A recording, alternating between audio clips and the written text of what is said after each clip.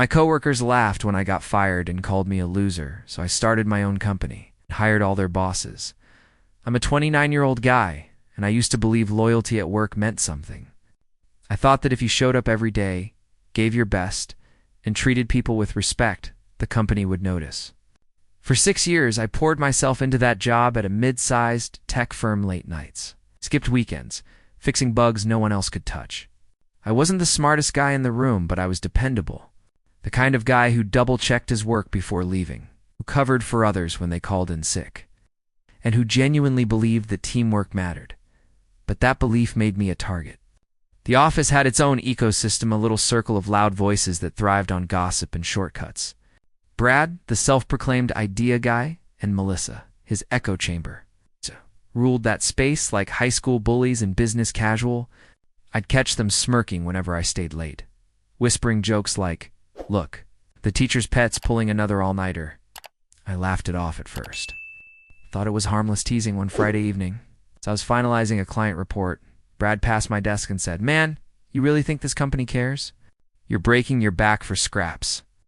I tried to ignore him, but the words stuck with me. I told myself he was just bitter, but deep down, part of me wondered if he was right. Still, I kept my head down. I believed that consistency would pay off. Don, my manager, often told me, "You're one of the most reliable people here." Those words kept me going. I thought loyalty would be my shield proof that good work doesn't go unnoticed. What I didn't realize was that in that office, loyalty wasn't valued. It was exploited. And soon, I was about to learn that the people I thought were colleagues were quietly sharpening knives behind my back. A few months later, I heard whispers about a new team lead position opening up in my department. It was the kind of promotion I'd been working toward for years, more responsibility. Better pay, a chance to finally have a say in how things ran. Dan, my manager, had hinted before that I was on track for something bigger, so for once, I allowed myself to hope when the official announcement came. I stayed calm on the outside, but my stomach was in knots.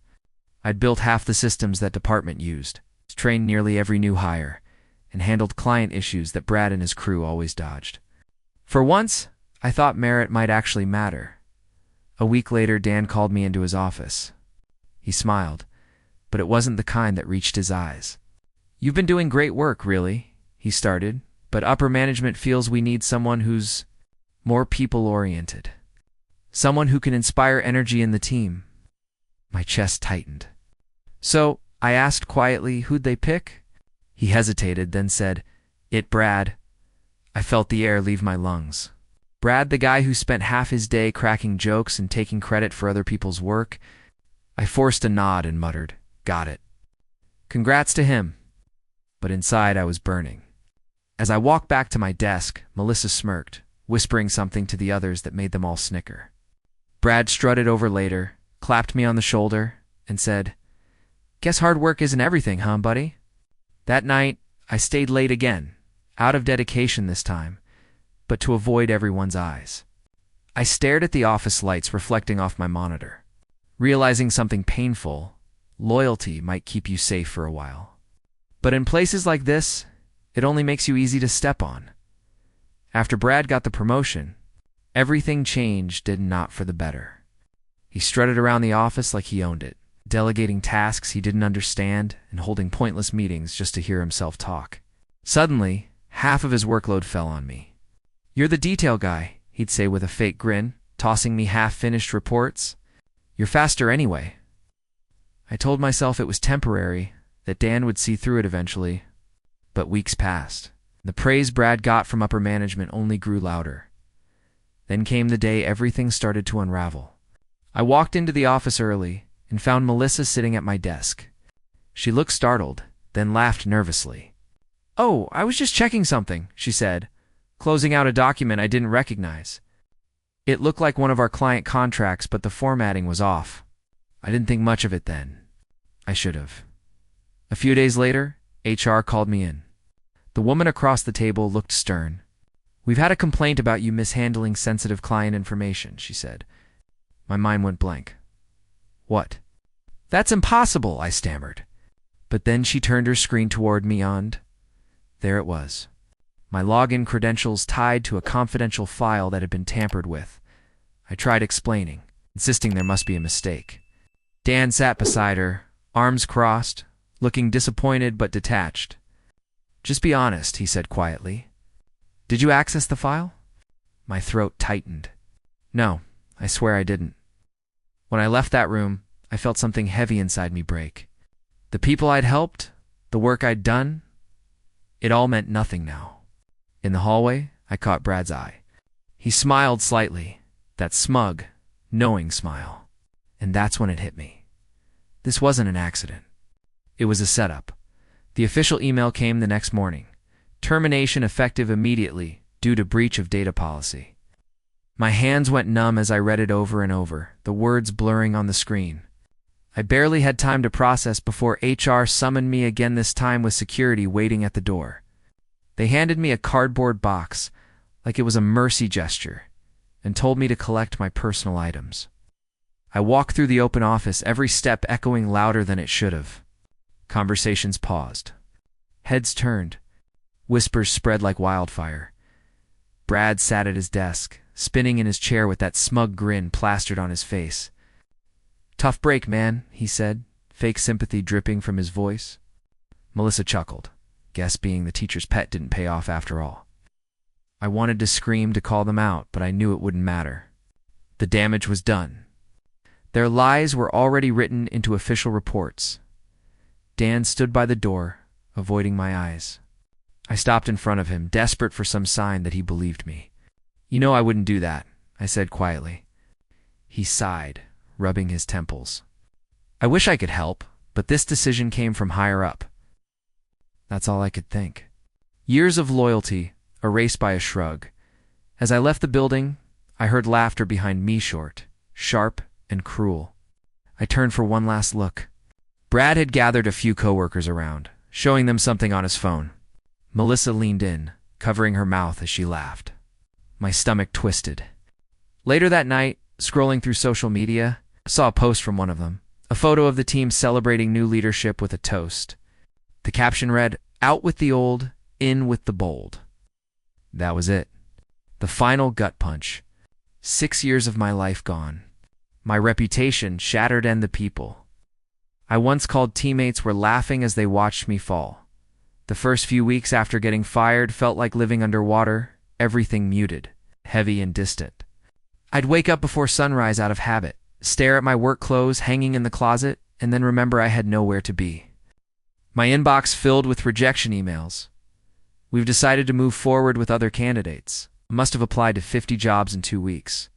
No one wanted to touch a guy terminated for policy violations. The label followed me like a curse. Bills started stacking on the kitchen counter, rent, utilities, insurance. I sold my old gaming console just to cover groceries. Nights were the worst. I'd sit on the couch in the dark, replaying every detail of that last week at work. The smirks, the whispers, the way Dan looked away. I kept asking myself what I could have done differently. Maybe if I'd been less trusting. Maybe if I'd fought back sooner. But those thoughts led nowhere, just circles of shame. Then one night, as I scrolled through social media, I saw a post that made my stomach drop. Brad had uploaded a photo of his new company car with the caption, "Hard work pays off unless you're dumb enough to get caught cheating the system." The comments were full of laughing emojis. I just stared at it, frozen. The humiliation I'd tried to bury came flooding back. Something inside me shifted that night, not with rage, but with clarity. I realized no one was coming to save me. No boss, no HR, no second chances. If I wanted redemption, I'd have to create it myself. I closed my laptop, stared into the dark, and whispered to myself, "I'll make them remember my name." Oh, I didn't know how yet. But for the first time since losing everything, I felt alive. A few weeks later, I landed a small freelance gig fixing back-end issues for a local bakery's online ordering system. It wasn't glamorous, but it paid enough to keep the lights on, and more importantly, it gave me purpose again. One night, while updating their system, I noticed how outdated most small businesses' software really was. Clunky, overpriced, impossible to maintain without a tech team. That's when it hit me. This was the gap my old company never cared to fill. Affordable, efficient solutions for real people. Something honest. I couldn't sleep after that. I grabbed my notebook and started sketching ideas, names, frameworks, client types. My apartment became my office.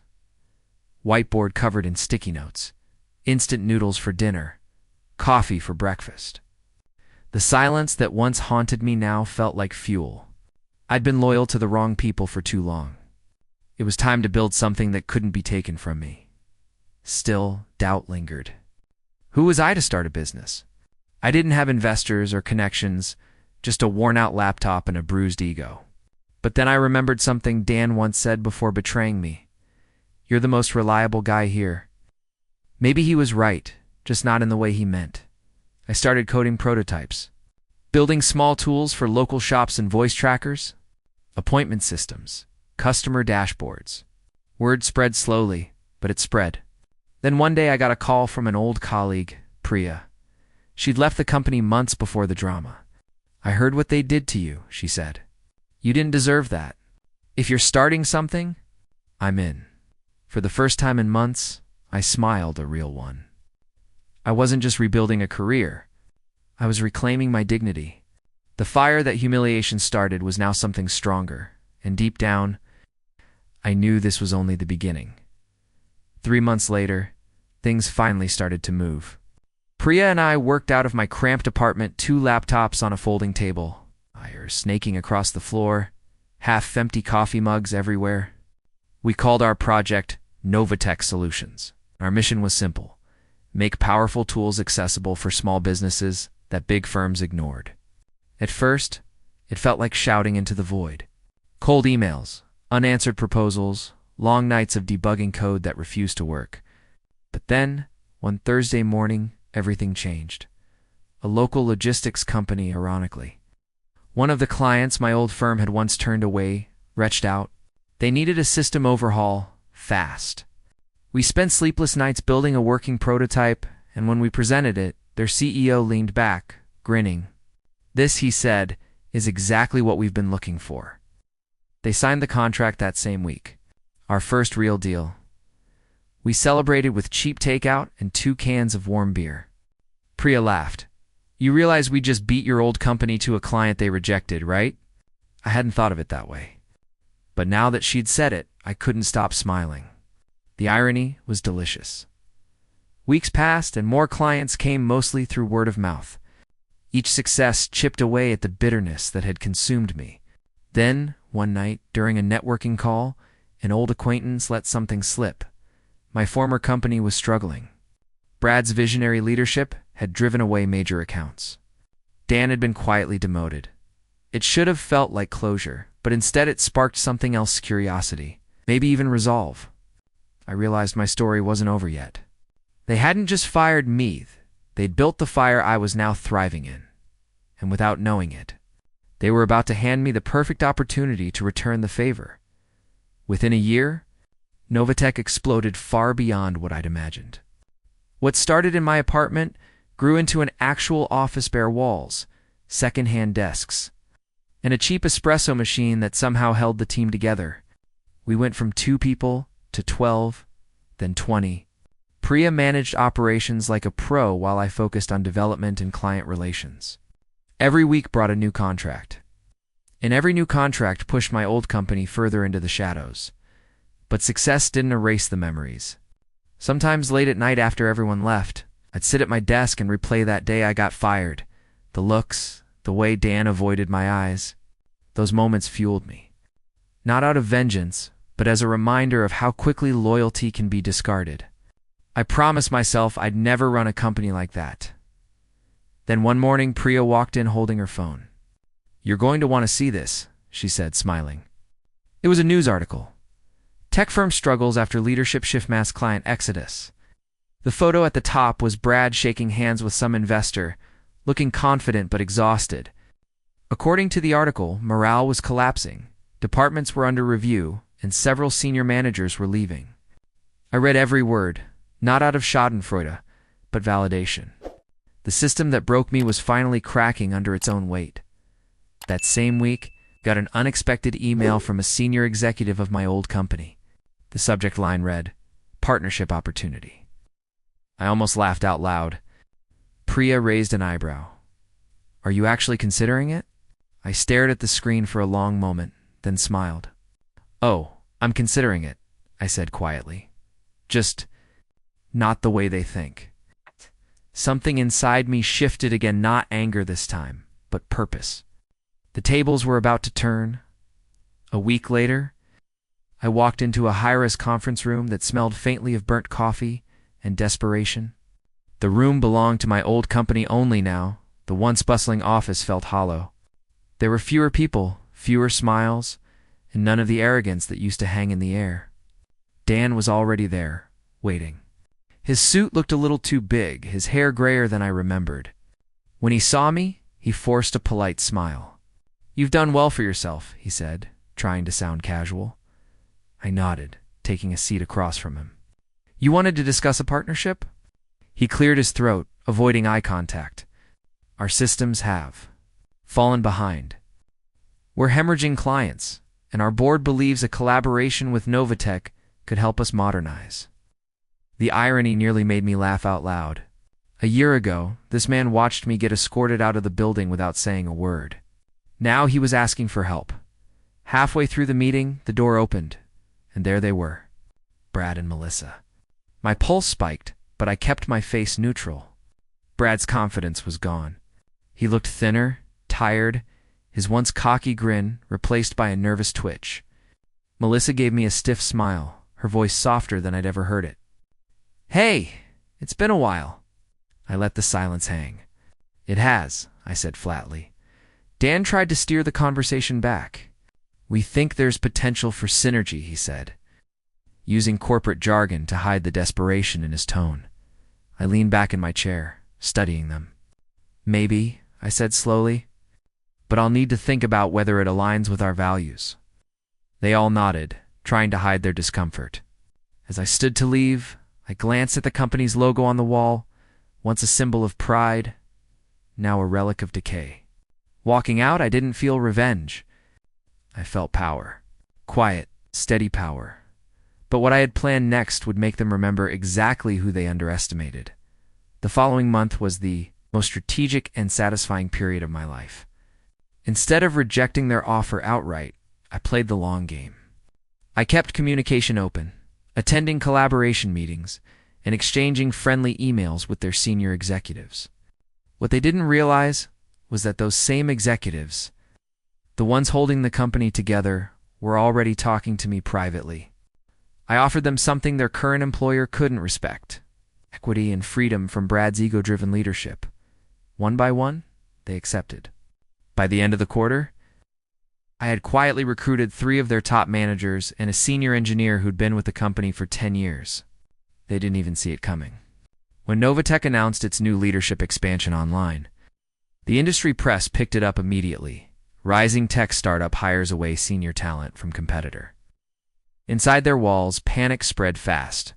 Clients began calling me directly, saying they wanted to transfer contracts since our systems were more reliably, our people more professional. I didn't have to take them down publicly. I simply built something better and let gravity do the rest. Then, one Friday evening, I got a message from a friend still working there. "Brad's losing it. Melissa's been laid off. Dan's position is under review." I stared at the message for a long time, then set my phone down and exhaled. I thought I'd feel triumph, maybe even vengeance. But what I felt instead was closure. The company that once mocked me was now collapsing from the same. Arrogance that destroyed me. Their empire had rotted from the inside out, and I hadn't lifted a single knife. Still, one part of me wasn't done yet. I wanted them to see me not the loser they laughed at, but the man they tried to bury and accidentally planted instead. 2 months later, I was invited to an industry networking event, one of those glossy, over-the-top gatherings filled with polished smiles and forced laughter. Novatech had just landed a major investor deal, so my name was on the guest list alongside other CEOs and executives. I wasn't planning on staying long. until I heard a voice I hadn't expected to hear again. "Hey, look who it is." Brad's tone was too cheerful, too desperate. I turned, and there he was, same slicked back hair, but now with tired eyes and a loosened tie. Melissa stood next to him, clutching a drink, her smile brittle. They both looked smaller somehow, like the world had finally stripped away their armor. I gave a polite nod. "Brad." "Melissa." He laughed awkwardly. "Man, what a ride, huh? We were just talking about old times. Crazy how everything worked out." His words were laced with false humility. Melissa added quickly, "We always knew you had potential." I tilted my head. "Is that what you call it? Potential?" Brad's smile faltered. "Come on, no hard feelings. Office politics, you know how it is." I stepped closer, keeping my voice calm. "I remember every laugh, every whisper, every time you made me feel small for doing my job." He froze, unsure what to say. The silence stretched, heavy and uncomfortable. Around us, conversations continued. Music played, but in that moment, it was just us. Then I gestured toward the far side of the room, where several of my new hires were speaking with investors, people who used to be their bosses. "Funny thing," I said quietly. "Those guys over there, they work for me now." Melissa's face drained of color. Brad's forced grin finally disappeared. I didn't need to say anything else. Their silence was louder than any apology could have been. I turned away, walking toward my team, the sound of their voices drowning out the ghosts I'd just buried. After that night, I didn't think much about Brad, Melissa, or the company again. They faded into the background, just names in an old chapter I'd already outgrown. A few months later, the news broke that the firm was shutting down sections of its operation. Layoffs, lawsuits, unpaid invoices. The empire that once fired me in humiliation had finally crumbled under its own greed. And I didn't feel joy or vengeance, just a quiet, complete peace. Novatech, on the other hand, was thriving. We'd moved into a new office, bright, open, filled with people who genuinely cared about what we were building. I made it a rule that no one in leadership would ever talk down to the people who kept the lights on. Every employee had a voice. Every contribution mattered. We built something sustainable because it was built on respect, not fear. Sometimes, new hires asked about my motivation, about why I worked the way I did. I'd smile and tell them because I know what it feels like to give everything to people who don't value you. That was the truth. My downfall became my foundation. Every late night, every rejection, every cruel laugh, it all forged the man who stood here now. One evening, long after everyone left, I looked out from my office window at the city lights below. The reflection of my company's logo glowed faintly against the glass. I thought back to that younger version of me, the one who walked out of his job with a cardboard box and a broken spirit. If I could talk to him now, I'd tell him they didn't end you. They started you. Because sometimes the best revenge isn't proving others wrong, it's building something so real, so strong that their opinions no longer matter. And that was the moment I finally let go.